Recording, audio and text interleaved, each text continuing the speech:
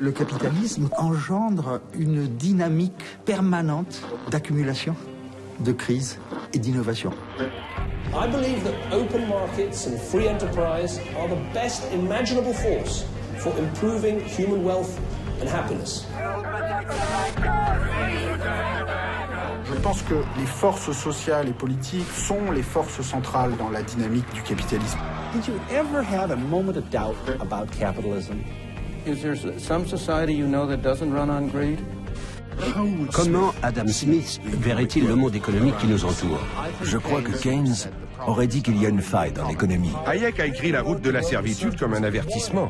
Il faut toujours être prudent avec Marx et ses bons mots. Pour moi, Polanyi a été un séisme intellectuel. Si je devais caricaturer Ricardo, je dirais qu'il ressemble à George Soros. Si vous retournez chez Adam Smith, Marx, Schumpeter, vous avez des embryons de mécanismes vous permettant de comprendre la crise actuelle. D'où vient le capitalisme? D'une évolution naturelle de nos sociétés? Ou de théories élaborées au fil des changements politiques et technologiques? Nous sommes tous partie prenante d'un système dont nous connaissons mal les origines. Et pourtant, cette histoire devrait nous éclairer sur notre présent et notre avenir.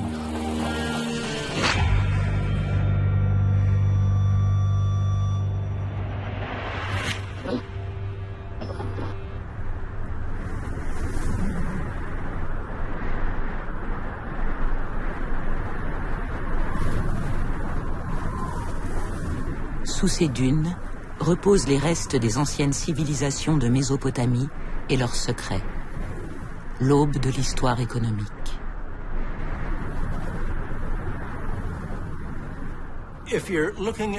En regardant les origines du commerce, avec les premiers taux d'intérêt, les premiers contrats commerciaux, la première monnaie, les premiers bilans comptables, on voit que toutes ces premières sont attestées dans une région particulière du globe, en Mésopotamie, au sud de l'Irak actuel, au sein des temples et des palais de Sumer et Babylone.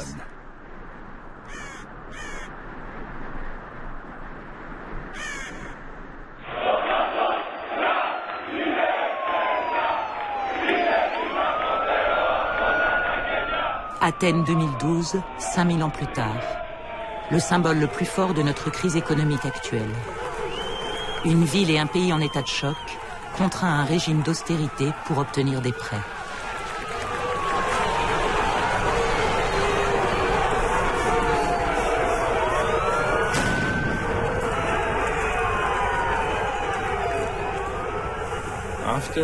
Après 2 ou 3 ans de ce programme d'austérité et de politique de choc, nous faisons face à un désastre économique.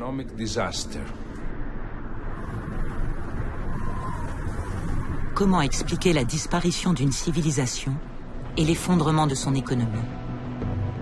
Quel est le rapport entre la Grèce moderne et l'antique Sumer? Un historien de l'économie a avancé que certaines réponses à ces questions pourraient être enterrées sous les ruines de civilisations antiques.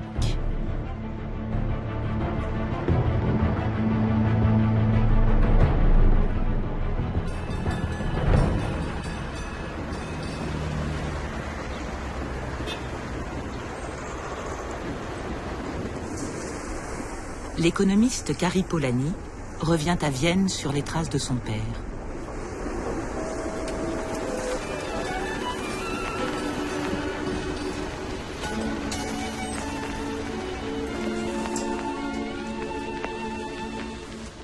Karl Polanyi est né à Vienne en 1886 et a grandi à Budapest. Il tombe malade au cours de la Première Guerre mondiale et doit fuir la Hongrie pour se réfugier à Vienne en 1919, après que la jeune république qu'il avait soutenue s'est effondrée. Ja, bitte schön.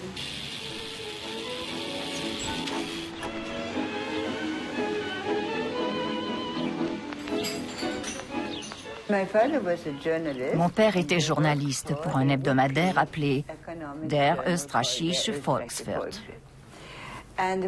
Évidemment, il avait des délais à respecter. Il devait rendre ses articles le jeudi soir. Il fumait et cette pièce était remplie de fumée.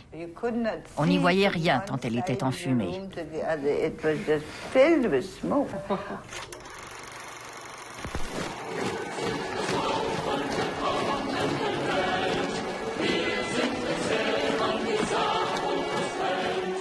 Vienne, autrefois capitale d'un empire, était en 1920 une ville divisée politiquement dans un pays en lutte contre le chaos économique.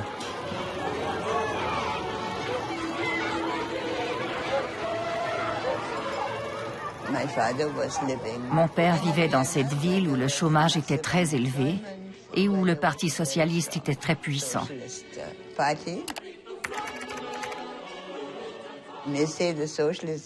Le Parti socialiste autrichien a été réélu à Vienne à chaque élection entre 1918 et la guerre civile. Karl Polanyi s'était profondément impliqué dans la politique et le mouvement socialiste viennois.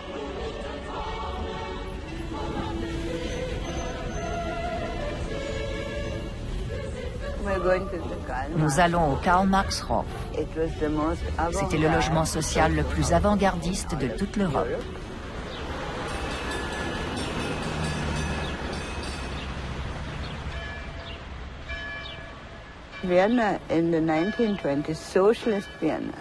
Dans les années 1920, les socialistes viennois ont réussi ce coup de force qui ne plaisait pas à Hayek et sa clique.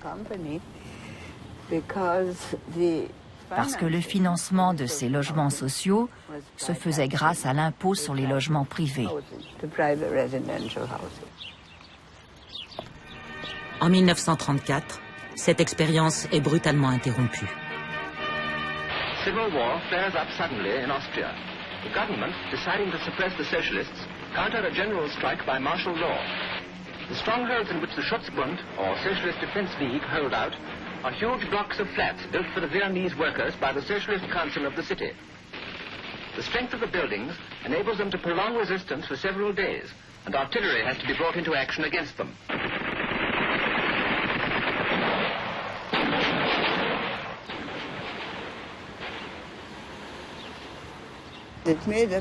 Cela m'impressionna beaucoup.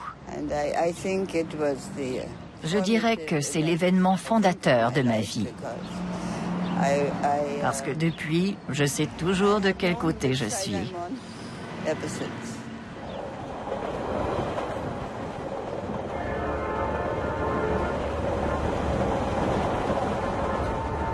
Karl Polanyi a dû quitter Vienne un an plus tôt, après avoir perdu son travail à cause de ses convictions politiques, après l'écrasement du Parti socialiste autrichien.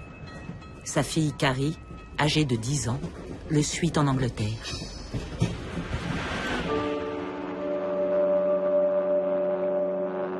« 1944.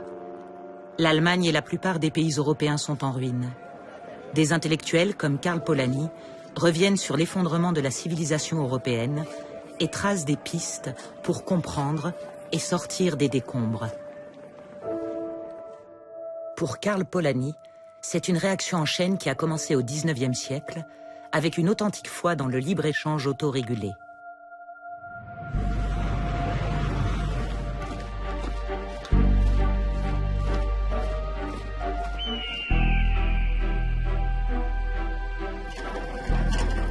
Notre thèse et l'idée qu'un marché s'ajuste en lui-même étaient purement utopiques. Une telle institution ne pouvait exister de façon suivie sans anéantir la substance humaine et naturelle de la société, sans détruire l'homme et sans transformer son milieu en désert. Karl Polanyi.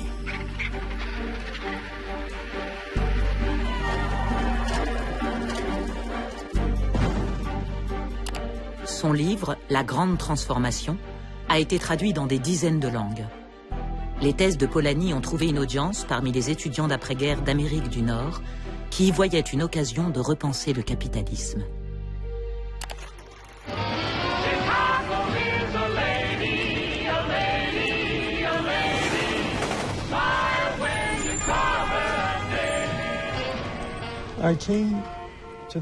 Je suis entré à l'université de Chicago en 1950.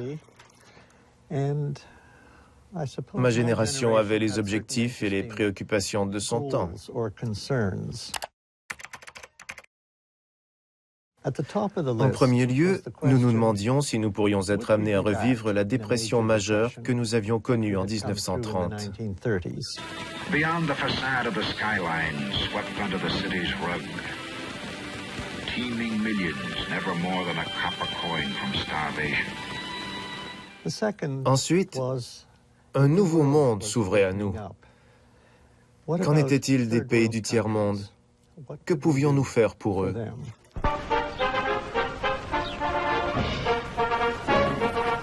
Somewhere east of Suez, where the best is like the worst, a crowded continent swarms with people, with palaces and poverty.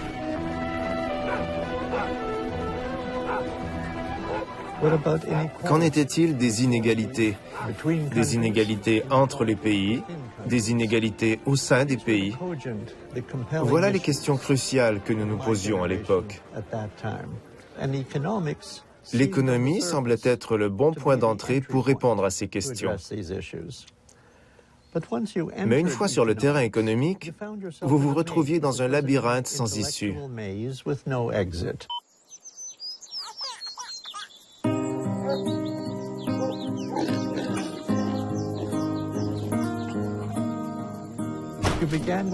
On commençait par la proposition de base suivante. Le problème économique, c'est la pénurie. Il n'y a pas assez de biens pour donner à tout le monde ce qu'il voudrait.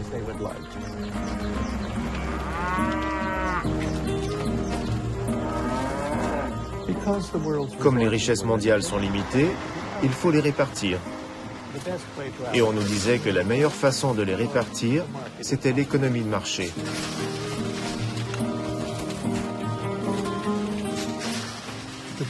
Nous avons été coincés dans l'économie de marché. C'était une forme d'aliénation intellectuelle face aux vrais problèmes du monde.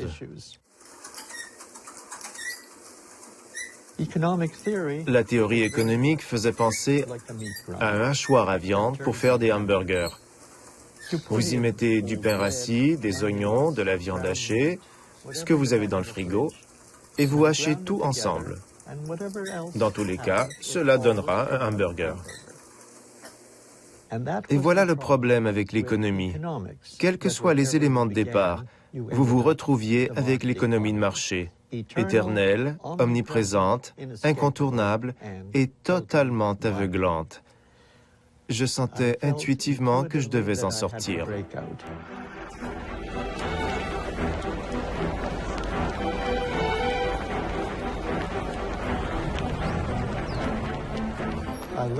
Je suis parti de Chicago, déçu et désespéré, pour entrer à l'université de Columbia.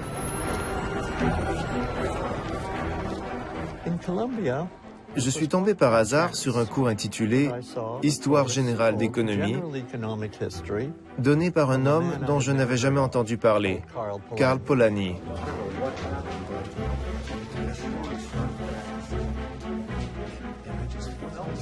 Le cours de Karl Polanyi à Columbia étudiait l'économie de marché comme un système idéologique récent qui avait réorganisé non seulement l'activité économique, mais aussi la société tout entière.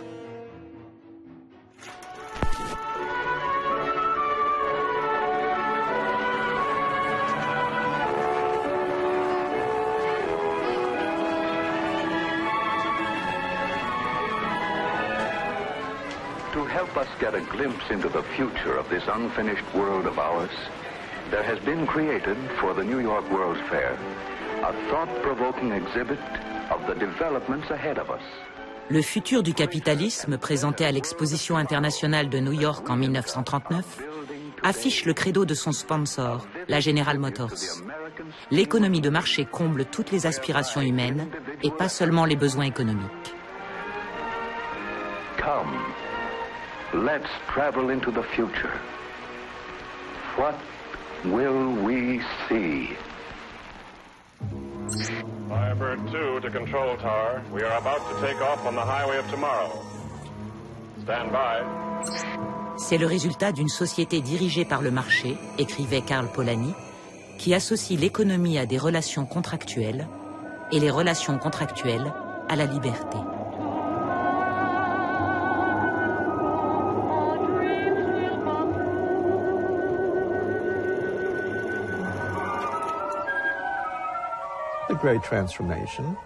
Pour moi, la grande transformation fut un tremblement de terre intellectuel. La terre s'est ouverte sous mes pieds. C'était un aperçu étonnant de l'avènement de l'économie de marché, étroitement liée à la révolution industrielle, et qui faisait intervenir un protagoniste jamais évoqué avant.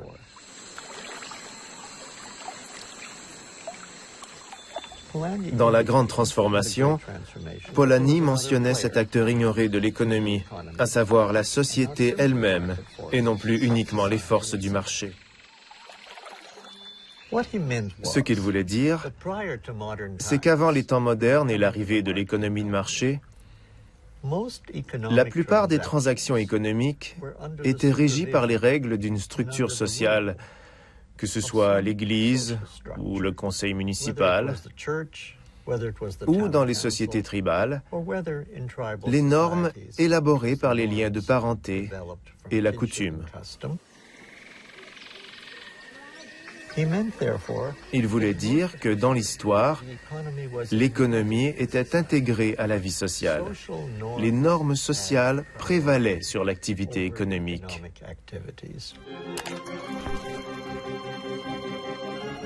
C'est ainsi que le réalisateur américain Griffith a imaginé Babylone dans son film de 1916, Intolérance.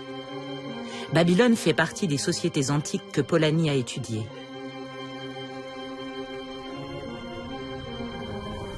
Dans le désert, il pensait qu'il trouverait dans les traces de ces civilisations anciennes leur vision de l'économie.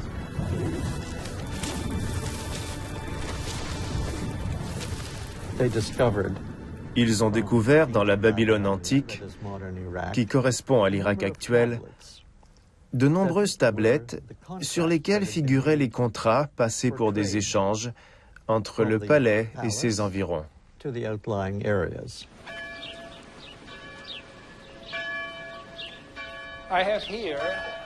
J'ai ici 5 tablettes qui remontent à l'économie antique et à son modèle économique.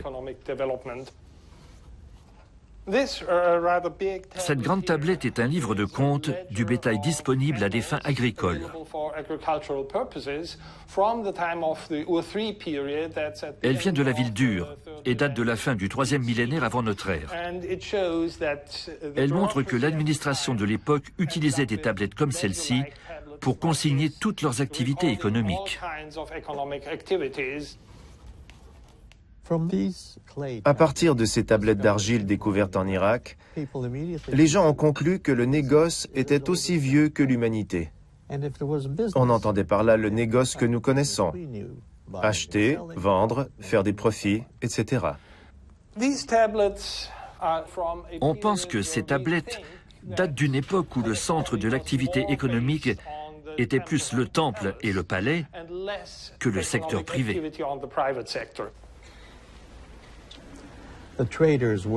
Les courtiers étaient ce qu'on appellerait aujourd'hui des fonctionnaires.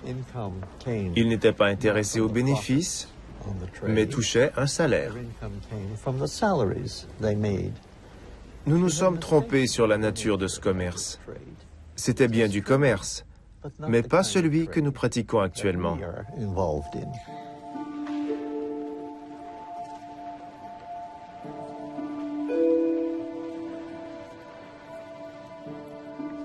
C'était le signe que nous avions suivi la mauvaise piste historique. Parce qu'à chaque fois que nous avions une preuve de commerce, et le commerce est aussi vieux que l'humanité, nous pensions profit.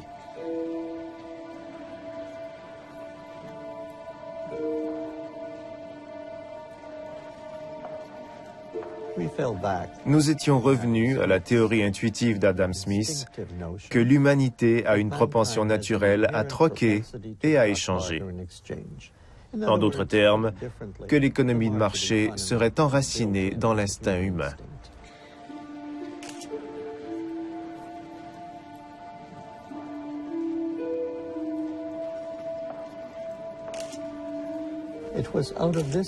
C'est à cette dérive que Polanyi a essayé d'échapper.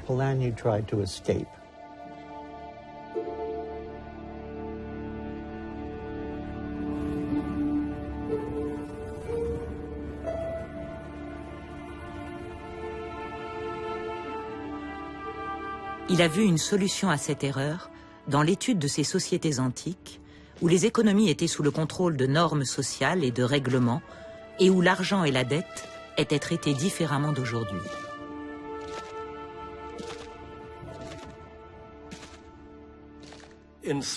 À Sumer et à Babylone, les gens qui avaient des dettes devaient payer une amende. Cela pouvait aller jusqu'à l'obligation de servitude envers le créancier et, à terme, à la perte de leurs terres et de tous leurs droits.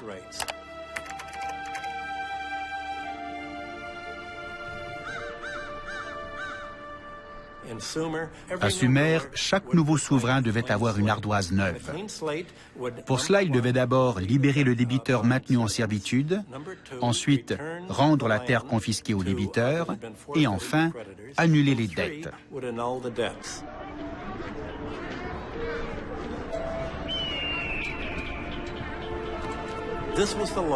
C'est la loi que les Juifs en captivité ont apportée de Babylone. Et la coutume hébraïque de la remise de la dette comportait exactement les trois mêmes éléments. Ainsi, les moyens de production sont restaurés au sein de l'économie, tels qu'ils étaient auparavant.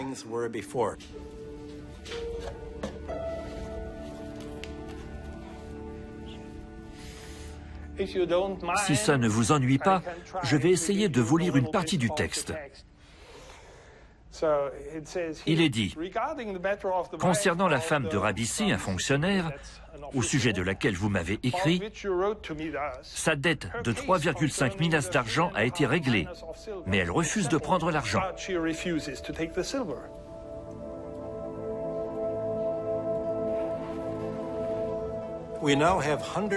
Nous avons maintenant des centaines de milliers de tablettes cunéiformes qui nous disent qui avait des dettes et à qui elles étaient dues. Presque toutes les dettes étaient contractées auprès du secteur public, au palais, au temple et à leurs collecteurs. En Mésopotamie, comme le gouvernement était l'entrepreneur et le créancier principal, il lui était facile d'annuler une dette qui lui revenait. C'est devenu beaucoup plus compliqué dans le monde romain, car les dettes étaient dues à des créanciers privés.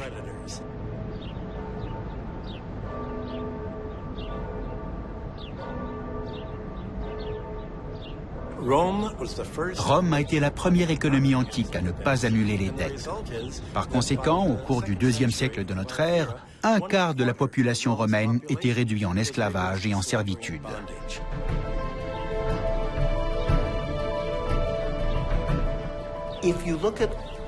Si on considère les insurrections et les révolutions, j'aurais tendance à dire qu'il y a plus de révoltes à cause des dettes que pour toute autre raison. L'esclavage, la servitude, les arrangements féodaux, les castes, toutes les formes d'inégalité que vous voulez causent des révoltes ponctuelles, alors qu'à cause de la dette, les peuples se soulèvent régulièrement.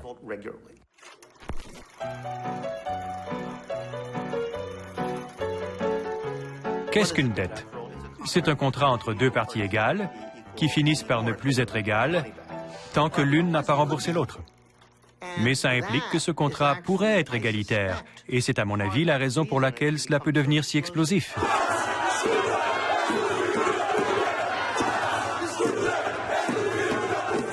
Il y a loin de la chute de l'Empire romain au monde du krach économique de 2008. Mais la question de la dette est tout aussi centrale. Et la façon dont la société la traite nous ramène à Karl Polanyi.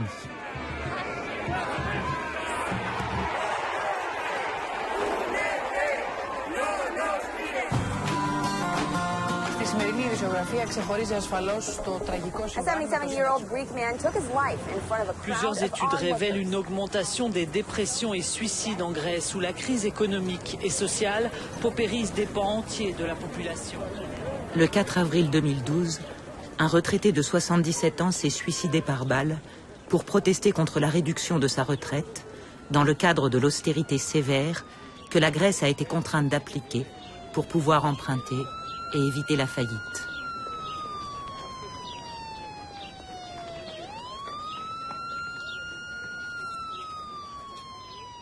Le début commence par une fin.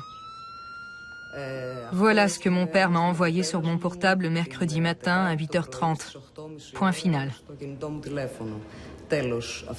Voilà son message. Je me suis tout de suite activée, je l'ai appelé, aussi bien sur son portable que sur son fixe, mais je n'ai pas réussi à le joindre. Je suis descendue chez lui, à Ambelokipi. Je suis entrée et j'ai vu la note écrite de sa propre main.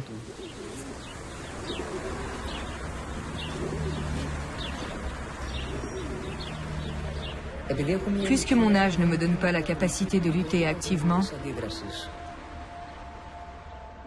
je ne vois pas d'autre solution que de mettre fin dignement à mes jours avant d'en être réduit à faire les poubelles pour me nourrir.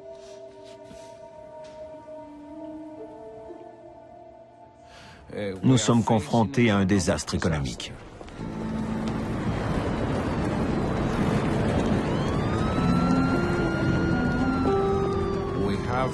Nous avons un taux de chômage officiel de 22%, ce qui signifie que le taux de chômage réel doit être autour de 30%.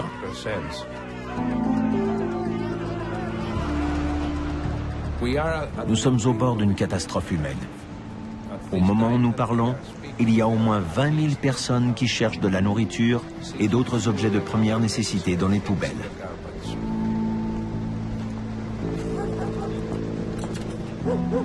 À force d'insister pour que la Grèce honore ses engagements, la crise économique s'est muée en crise politique.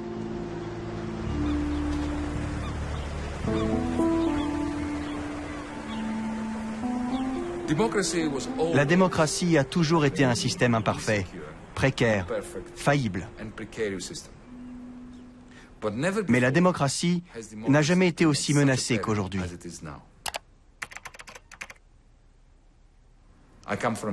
Je viens de Grèce, un pays où les élites politiques ont disparu. Elles ont perdu toute légitimité. Ce n'est pas uniquement le gouvernement qui a perdu sa légitimité. Tous les mouvements politiques ont perdu leur légitimité. Et c'est un tournant majeur pour le pays dans lequel est née la démocratie.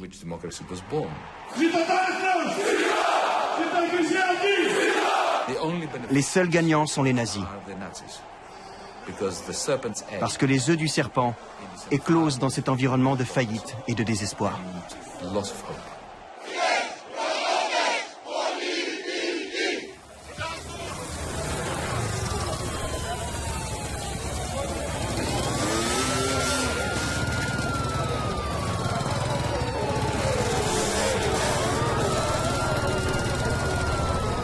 Γιατί ο κόσμος πεινάει, δεν έχει δουλειές, έχουμε γεμίσει λαθρομετανάστες.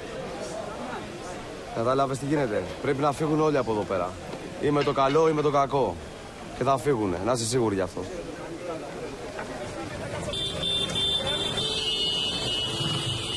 Pourquoi et à qui la Grèce en faillite doit-elle continuer à payer sa dette alors qu'elle paie déjà le prix fort socialement et économiquement?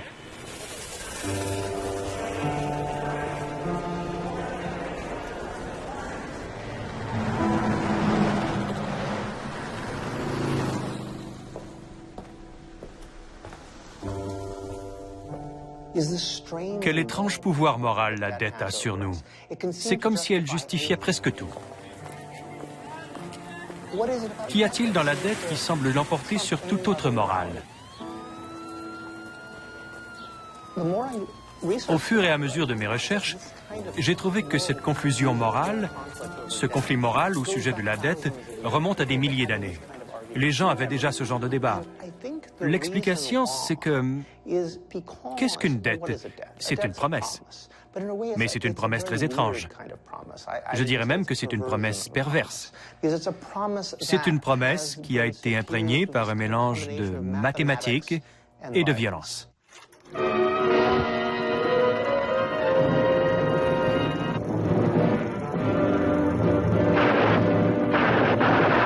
This is the true shocking story of Scarface Al Capone, who stalked out of Chicago to take America by the throat. C'est ce que fait la mafia quand elle essaie de tout transformer en dette, quand elle raquette et veut se justifier. Le fait qu'il s'agisse d'une promesse semble sacré, alors qu'il s'agit, disons-le, d'extorsion. Et en fait, Si vous vous penchez sur l'histoire, vous constaterez que la dette est le moyen le plus efficace jamais créé pour perpétrer de violents actes d'extorsion et pour les justifier moralement. Et en plus, elle induit que c'est la victime qui est moralement condamnable. Let's talk about a person. This person could be anyone. Let's call him Alex. Let's make things more complicated. Let's say Alex is Greek. Based on the stories you hear, Alex is also a lazy, cheating, ungrateful, helpless, corrupt, violent, rude, racist, tax-evading, troublemaking, thieving vandal that lives with his mother. Well, the stories say it. So it must be true. La dette est toujours négociable si elle est contractée entre personnes égales. Pour les gens que vous considérez égaux en statut, la dette peut évidemment être négociée. Comme nous l'avons vu aux États-Unis en 2008, si vous êtes un groupe d'assurance américain, si vous êtes la Bank of America ou la Citibank, ils sont prêts à effacer des milliards de dollars en agitant des baguettes magiques de manière à supprimer la dette. Alors, comment se fait-il qu'un groupe d'assurance américain puisse voir sa dette effacée et que la Grèce n'y arrive pas? Clap on, clap off, clap on, clap off. The clapper lets you turn capitalism on or off, however you choose. Don't trouble yourself with a complicated socialist revolution. Just clap on, clap off. Clap on when times are good and you make the profit. Clap off when times are bad. Just clap off the free market and the glorious state will provide. La seule explication possible, c'est que les Américains supposent que les gens des compagnies d'assurance américaines sont comme eux. Et dans l'histoire mondiale, la dette entre les gens de même niveau a toujours été fondamentalement différente de la dette entre forts et faibles. Que s'est-il passé? Quand la dette est-elle devenue un pur enjeu économique? Quand l'économie a-t-elle pris le pas sur les relations sociales?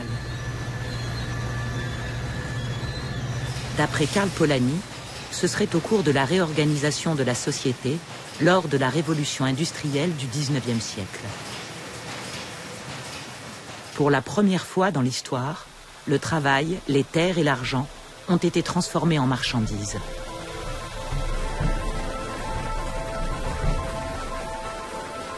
Mais le travail, écrit-il, la terre et l'argent ne sont pas des marchandises. Le travail n'est qu'un autre nom pour désigner les activités humaines qui font la vie elle-même. Le marché a sa propre logique s'il a des biens tout à fait spécifiques, normaux, liés par l'échange. Mais la société rentre en risque lorsque le travail lui-même devient une marchandise.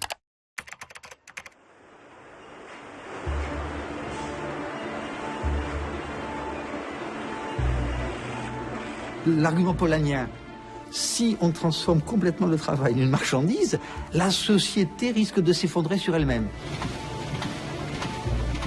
Deuxième intuition polanienne, la monnaie. La monnaie est simplement un signe de pouvoir d'achat, écrivait Karl Polanyi.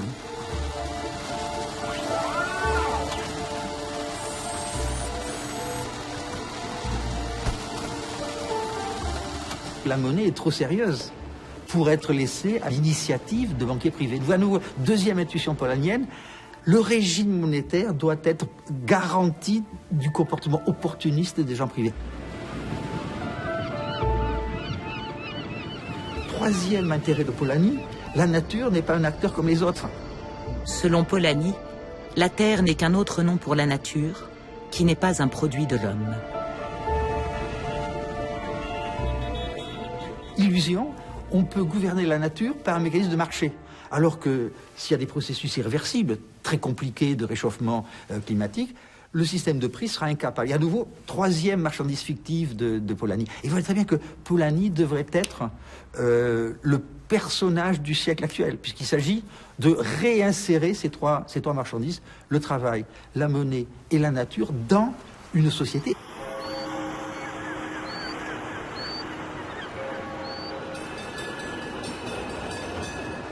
La dette de la Grèce peut illustrer l'idée de l'argent comme marchandise fictive de Polanyi. L'histoire commence ici à Francfort, le centre financier de l'Allemagne. Les banques allemandes détiennent la plus grosse partie de la dette grecque. Les créanciers essaieront toujours de récupérer leur argent. Et en effet, comme ils ont prêté de l'argent, ils veulent le récupérer. Donc ils essaient d'élargir ces prêts, d'imposer plus de taxes, de privatiser les actifs grecs afin de récupérer leur argent. 400 people have been detained in the Eurozone's financial capital after clashes broke out there on a second day of anti-austerity protests. Pour permettre à la Grèce de rembourser ses créanciers, on lui a offert de se renflouer avec d'autres prêts en échange de mesures d'austérité et de privatisation de ses actifs publics. Il n'y a pas eu de sauvetage de la Grèce, ni de l'Irlande, ni du Portugal. Qu'est-ce qu'il y a eu? Une tentative cynique de transférer les pertes des banques allemandes sur les épaules des contribuables allemands. Du point de vue grec, les pays d'Europe du Nord voulaient protéger leurs banques des pertes dévastatrices qu'ils subiraient si la Grèce ne parvenait pas à payer sa dette. En mai 2012, nous avons connu un exemple remarquable de faillite à l'européenne. L'État grec a emprunté au fonds de sauvetage qui était soutenu évidemment par les contribuables allemands. Qu'est-il arrivé à cet argent? A-t-il été utilisé pour stimuler l'économie grecque ou afin de verser des prestations chômage, étant donné que le chômage est passé de 10 à 20% et aujourd'hui à 25%? Non, pas un centime n'a bénéficié à l'économie grecque sous quelque forme que ce soit. Cet argent a servi à rembourser la Banque centrale européenne pour les obligations que l'État grec avait achetées.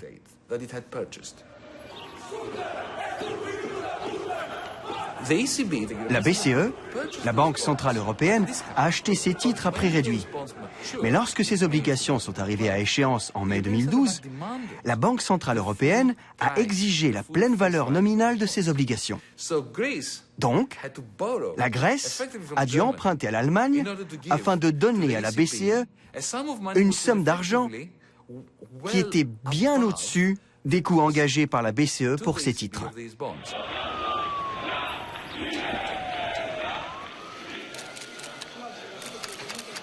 We have to compliment the government and therefore also the people of Greece in the perseverance of going through these difficult times and going through difficult measures that were inevitable to be taken. Je pense que ce sauvetage est un fantastique coup de marketing, mais certainement pas un sauvetage. Effectivement, cela permet de garder le patient en vie, que la Grèce soit solvable pour qu'elle ne soit pas en défaut de paiement et que les banques et les créanciers ne perdent pas leur argent. En organisant ce présumé sauvetage, vous pouvez prétendre que la Grèce est solvable et peut rembourser sa dette, ce qui vous permet d'acheter du temps et d'obtenir le maximum de taxes possible ou de privatiser.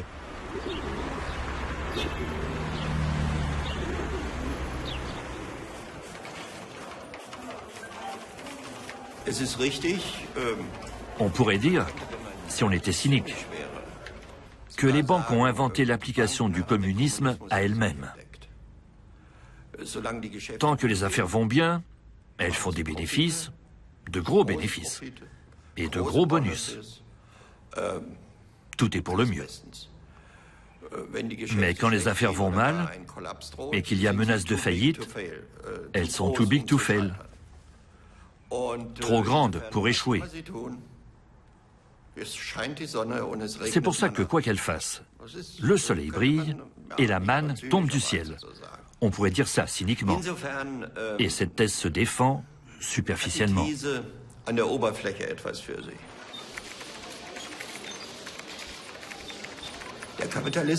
Mais le capitalisme en tant que mode de production va bien plus loin. La question n'est pas seulement de savoir si les banques doivent être renflouées ou non. On doit se demander quelles auraient été les conséquences. Aurais-je sauvé les banques si j'avais été au gouvernement? Oui. Pourquoi? Parce qu'on avait affaire à une crise qui, si on en était arrivé à un effondrement massif des banques, ce qui serait arrivé s'il n'y avait pas eu l'opération de sauvetage, c'est-à-dire s'il n'y avait pas eu l'intervention massive de l'État, avec des centaines de milliards d'euros, de dollars, de yuan, de yens, que sais-je. S'il n'y avait pas eu ça, cette crise, donc, nous aurait mené à une faillite massive des banques et de l'économie mondiale. Et ces conséquences-là, personne ne pouvait les souhaiter. J'espère qu'on en est conscient. Polanyi a anticipé le naufrage causé par ce qu'il appelait l'aspect fictif de l'argent en tant que marchandise. Il se révélerait aussi désastreux pour les entreprises que les inondations et la sécheresse dans les sociétés primitives, écrit-il. Aucune société ne peut résister à l'effet d'un système si cruel.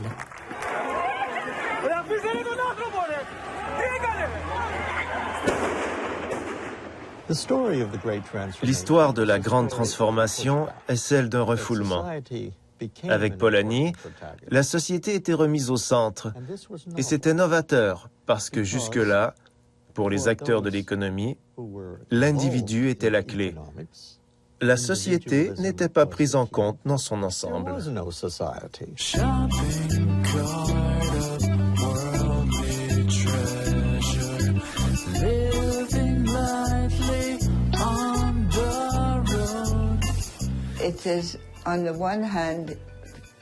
Le concept de l'économie coupée de sa base sociale, tel que mon père l'a établi, c'est l'idée que le capitalisme a déconnecté la vie économique de la vie sociale, qu'il a transformé la société pour servir l'économie.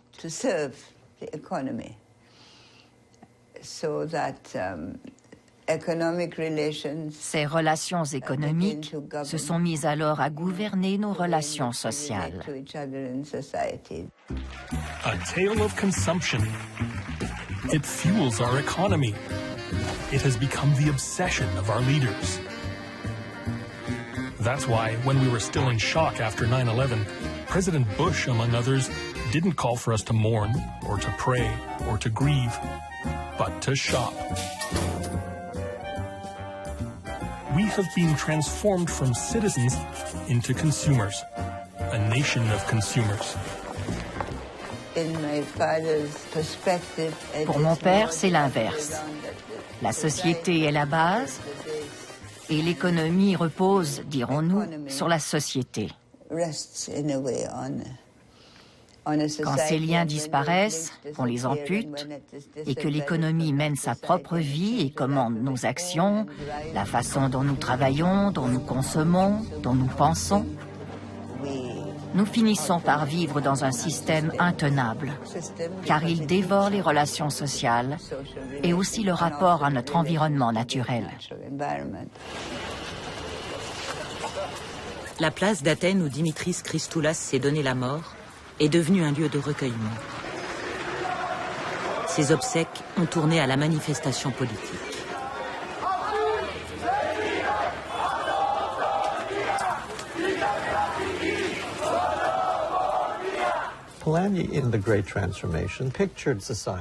Polanyi, dans La Grande Transformation, a décrit la société comme une puissance irrésistible.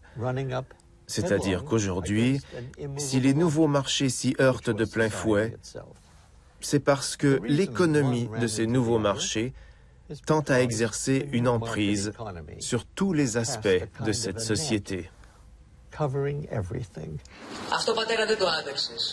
Σου ήταν αδιανόητο να σκοτώνουν την ελευθερία, τη δημοκρατία, την αξιοπρέπεια.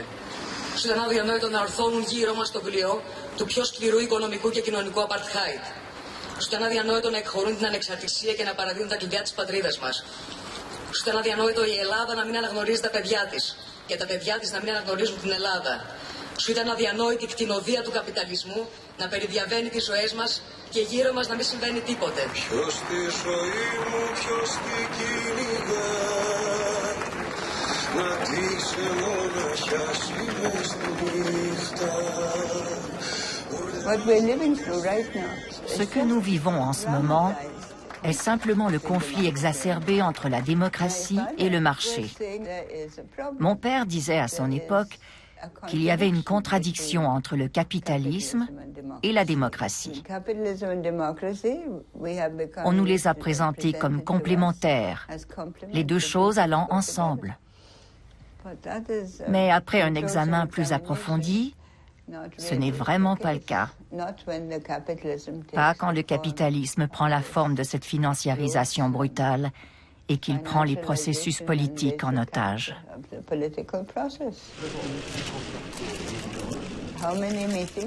Combien de réunions y a-t-il eu avec Merkel, Sarkozy et le gouverneur de la Banque centrale européenne? Ils travaillaient toute la nuit et ils prenaient de grandes décisions comme s'ils voulaient trouver une solution. Puis ils allaient se coucher et se réveillaient le lendemain matin pour regarder ce que le marché indiquait. Stock markets rallied this week after EU leaders reached an unexpected degree of consensus. Il y a de nombreuses sociétés avec des institutions démocratiques. Nous avons des dirigeants élus démocratiquement. Mais ils sont impuissants face aux indicateurs des marchés.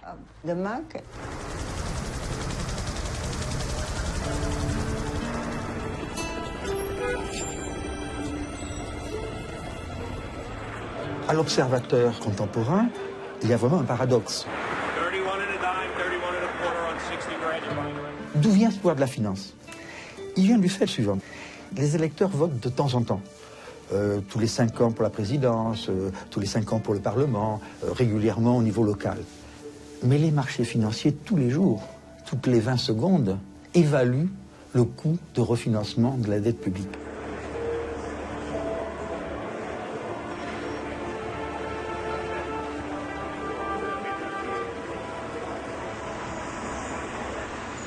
Je suis pas sûr que le capitalisme financier d'aujourd'hui soit forcément différent de ce point de vue-là que le capitalisme industriel du 19e siècle. Ce qui est vrai, en revanche, c'est que le nouveau, disons, capitalisme financier mondialisé d'aujourd'hui contient un élément qui, là, était absolument absent du 19e siècle ou même de la première mondialisation financière jusqu'en 1914, qui est un niveau d'opacité financière et d'enchevêtrement des positions de possession croisées entre pays totalement hallucinant. C'est-à-dire que la structure de la propriété financière était beaucoup plus simple en 1900-1910, où il y avait en gros beaucoup plus de détention directe de titres financiers d'un pays sur l'autre. Aujourd'hui, la situation est beaucoup plus compliquée parce qu'on a, à travers un système d'intermédiation financière beaucoup plus sophistiqué, ces jeux de détention croisée entre pays créent un sentiment de dépossession chez les populations qui, je pense, est une des parties les plus inquiétantes du capitalisme actuel et qui n'est pas qu'un sentiment de dépossession, qui est aussi une réalité puisque chaque pays, finalement, se retrouve détenu. Enfin, les entreprises de chaque pays, l'immobilier de chaque pays, la dette publique de chaque pays est détenue à 50 ou parfois 60-70% par d'autres pays. Alors en fait, chacun détient les autres, parfois sans s'en rendre compte.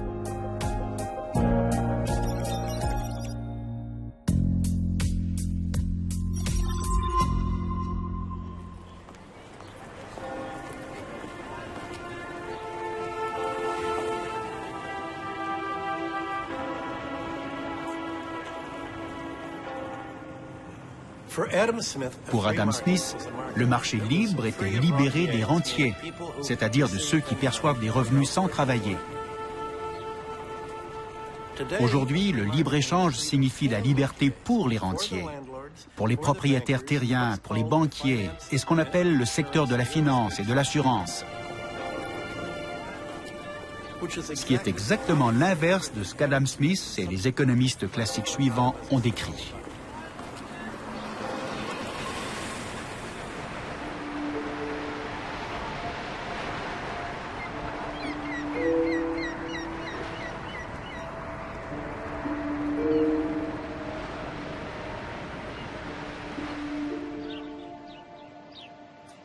Karl Polanyi est mort en 1964.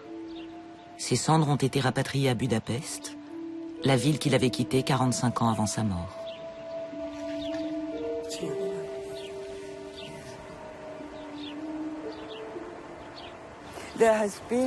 Il y a une sorte de renaissance.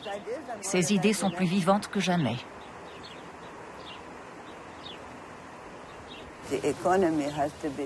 L'économie doit être contrôlée.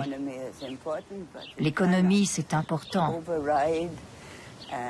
Mais cela ne doit pas outrepasser et coloniser tous les autres aspects de la vie sociale.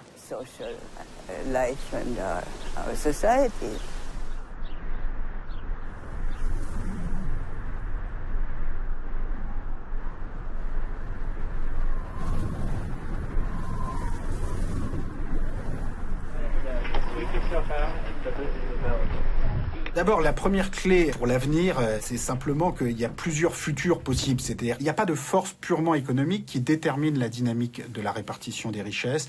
Il y a une multitude d'histoires possibles dans les différents pays. Et donc l'avenir n'est pas écrit.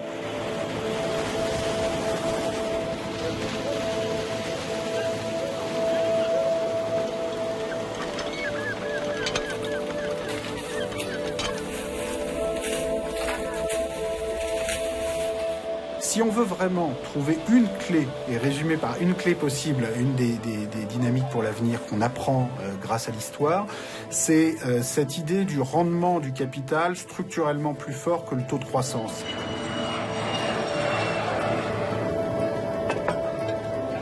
Si vous avez les plus riches milliardaires de la planète dont le patrimoine progresse 3 à 4 fois plus vite que la taille de l'économie mondiale, vous avez un problème.